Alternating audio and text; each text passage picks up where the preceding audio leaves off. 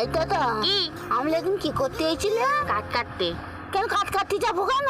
কাঠ কেটে বাজারে বেশি তবেই তো পয়সা পাবো, তারপর তো তোকে খেতে যাবো। আমি এত খাতে পারবো না দাদা। তো বসে বসে খাবি নাকি?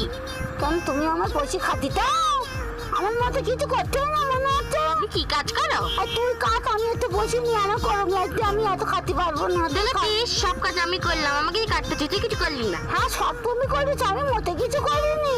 যা কাজ করি সব তোমার নাম, আমার তো কিচ্ছু না, আমি কিছু করতে পারি না। এই চুপ করে তো ঝগড়া করি না তো।